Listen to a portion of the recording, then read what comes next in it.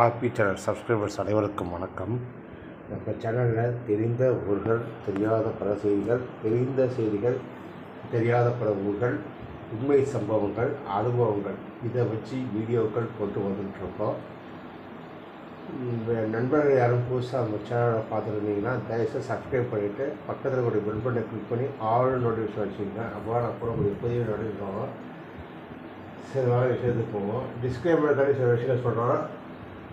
சில இடத்துல சில பேரை கோட் பண்ணுவேன், சில இடத்துல பேரை சொல்லாமல் சொல்லுவேன். அதனால் நம்ம யாருக்கு எதிராக நம்ம கிடையாது அப்படிங்கிறத சொல்லிவிட்டு வீடியோக்குள்ளே போகிறேன்.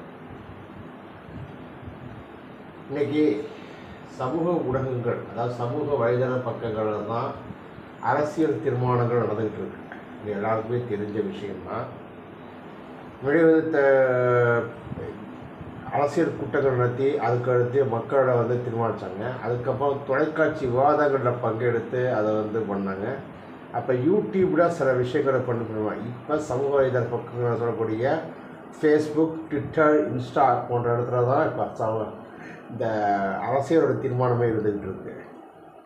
ரெண்டாவது, இப்போ நடக்கக்கூடிய விஷயம் என்னென்னா, வரக்கூடிய மாதங்கள், வரக்கூடிய இந்த ஆண்டு 2024ஆம் ஆண்டு இந்திய யூனியன், அதாவது யூனியன் பிரதேசம் ஒன்றியத்தில், அதாவது யூனியன்ஸ்னு சில ஆட்கள் கோவம் வரும்.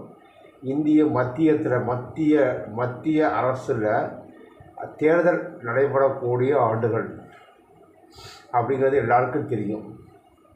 இதை வச்சு சில விஷயங்கள் என்ன பண்ணுறாங்க, நடக்காத விஷயத்தை நடந்தது மாரி கட்டமைக்கிறாங்க.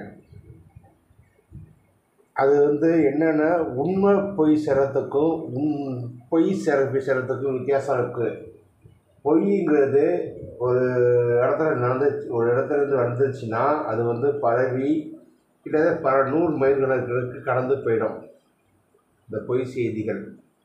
ஆனால் உண்மை சில கிலோமீட்டர் தூரத்தில் தான் போயிருக்கோம். இதான் பொய்க்கும் உண்மைக்கும் இருக்கக்கூடிய வித்தியாசங்கள். எந்த விஷயத்தையும் எடுத்தோ கவுத்தோட்டு போட்டு ஷேர் பண்ணாமல் உண்மைத்தன்மை என்னங்கிறத நீங்கள் உங்களுடைய இப்போ ஒரு விஷயம் நல்லா வருதுன்னா அதை யார் அனுப்புனா எது அனுப்புனான்னு தெரியாமல் டக்குன்னு அடுத்தாருக்கு பகிரக்கூடாது. இது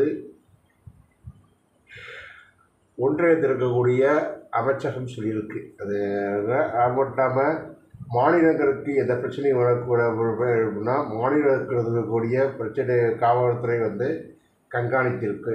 ஸோ சமூக வலைதள பக்கங்களில் என்ன விஷயம் பொய், எந்த விஷயம் உண்மைங்கிற தெரிஞ்சு நீங்கள் போடுங்க.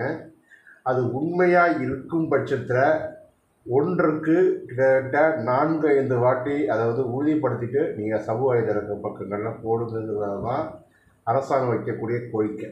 ஆனால் இப்போ சில விசமிகள் என்ன பண்ணுறாங்க, கிட்டத்தட்ட 6 வருடங்களுக்கு முன் நடந்தது, ஒரு 10 வருடங்களுக்கு முன் நடந்தது, இல்லை வேறு ஏதாவது ஒரு உலகத்தில் எங்கேயாவது ஒரு முறையில் நடந்ததை எடுத்து இது தமிழ்நாட்டில் நடக்கிறத மாதிரி கட்டமைக்கிறாங்க. அதுக்கு ஒரு சில கட்சி துணை போயிட்டுருக்கு. அந்த கட்சியோட பேரை நம்ம சொல்லக்கூடாது. ஏன்னா அவங்களுடைய ஐடி விங்கு, அவங்களுடைய வாழும் அடிமைகளை வச்சு சில ஆட்கள் பண்ணிகிட்ருக்காங்க. அது மட்டும் இல்லாமல் இப்போ சமூக வலைதள பக்கங்களில் மிகப்பெரிய பிரச்சனை என்னென்னா, நடக்காத விஷயத்தை ஷேர் பண்ணிங்கன்னா அதனால் வரக்கூடிய பின்விளைகள் என்னங்கிறது தெரியாமல் அடுத்த ஆட்களுக்கு பகிர்வது தான் மிகப்பெரிய ஒரு குற்றமாக பார்க்குறாங்க. ஏன்னா சமீபத்தில் நடந்த ஒரு மிகப்பெரிய நிகழ்வு, அதாவது உலகத்தில் இருக்கக்கூடிய அனைத்து நாடுகளுக்கும் இது சப்ளை ஆகுது. அதாவது போதை வஸ்திர புழக்கங்கள் அதிகமாக புழங்குது. அதுவும் பார்த்திங்கன்னா ஒரு குறிப்பிட்ட ஏரியாவிலேருந்து அதிகமாக போகுதுங்கிறது எல்லாருக்குமே தெரியும். ஆனால் சமீப காலமாக அந்த விஷயம் தமிழ்நாட்டையும் ஊடுருவினால தமிழ்நாடு தான் அது ஒரு மையங்கிறது ஒரு கட்சி தொடர்ந்து அதை கேவலப்படுத்திக்கிறது. ஏன்னா அவங்களோட முழு நேர வேலை என்னென்னா தமிழ்நாட்டை எப்படியாவது தமிழ்நாட்டு அரசாங்கத்தை எப்படியாவது கேவலப்படுத்தி ஆகணும் அப்படிங்கிறதுக்கான எழுதுதான் போயிட்டுருக்கு. இதை தெரியாமல் சில ஆட்கள் ஷேர் பண்ணுறாங்க, பயிராங்க. தயவுசெய்து அவங்களோட இதை பண்ணுங்க. அந்த கட்சி ஆக்கப்பூர்வமாக ஏதாவது பண்ணணும், ஓகேவா? அதை விட்டுட்டு வாய்க்கு வந்ததெல்லாம் அடித்து விட்டு போகக்கூடாது. ஃபஸ்ட்டு தரவுகள் போட்டால் நீங்கள் சொல்கிற பொய் உண்மையாக இல்லையாங்கிறத நீங்களே காட்டி கொடுத்துருவீங்க. இதுதான் அந்த கட்சி ஆட்களுக்கு சொல்ல வேண்டிய விஷயம். ஏன்னா ஒரு விஷயத்தை பேசினா அப்படியே மடைமாற்றுவாங்க அந்த கட்சி. ஸோ அந்த கட்சி ஆட்களுக்கு ஒரே ஒரு விஷயம் சொல்லிக்கிறேன், நீ என்ன வேணால் பகிர்ந்துக்க, ஓகேவா? ஆனால் மனசாட்சியோடு போடும், அவ்வளோதான் நான் சொல்ல கேட்குறேன். 100ல் ஒரு 10 செய்தியாக உண்மையான செய்தியை பகிரும். வாயில் வர விஷயத்தை எல்லாத்தையும் அடித்து விட்டு போனீங்கன்னா தரவுகளை நீங்களே கொடுத்து நீங்களே மாட்டிக்கிறீங்க. ஏன்னா உங்களுடைய கட்சி தமிழ்நாட்டில் கால் ஊனுன்னு சொல்லிட்டு எந்த அளவுக்கு வேணால் போகலாம் அப்படிங்கிற நிலைமைக்கு வந்திருக்கு தமிழ்நாடு. அவ்வளோதான் என்னால் சொல்ல முடியும். ஏன்னா அந்த கட்சியில் இருக்கக்கூடிய ஆட்கள்லாம் பெரிய பெரிய ஆளுமைகள், பெரிய பெரிய பொறுப்புல இருந்துட்டு வந்திருக்காங்க. அதனால் அவங்க என்ன வேணால் சொல்லிட்டு அடிச்சு விட்டு போனால் மக்கள் நம்பிடுவாங்க. ஏன்னா நீங்கள் என்ன பொருட்டு பண்ணாலும் மக்கள் தான் இறுதி எஜமானர்கள்.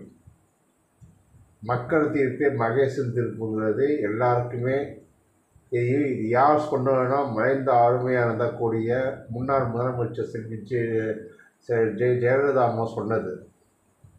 மக்கள் தீர்ப்பே மகேசன் தீர்ப்பு, மக்கள் என்ன தீர்ப்பு கொடுத்தாலும் தலைவணங்கி ஏற்றுக்கொள்கிறேன்னு சொல்லி அவங்களுடைய இதை அவங்களுடைய பாரம்பரியம், அவங்களுடைய கட்சி. ஆனால் அந்த கட்சியவே நீங்கள் அடிக்கிற அளவுக்கு நீங்கள் போயிட்டுருக்கீங்க. அம்மாவினுடைய கொள்கைகளை கடைபிடிக்கக்கூடிய ஆட்கள் சரி, தமிழ்நாட்டை எப்படியாவது முன்னுக்கு கொண்டு வரணும் அப்படிங்கிற ஆட்களுக்கு சில ஆட்கள், சில கட்சி ஆட்கள் எதிராக பண்ணுறாங்க. இதோடு நிப்பாட்டிக்கிங்க.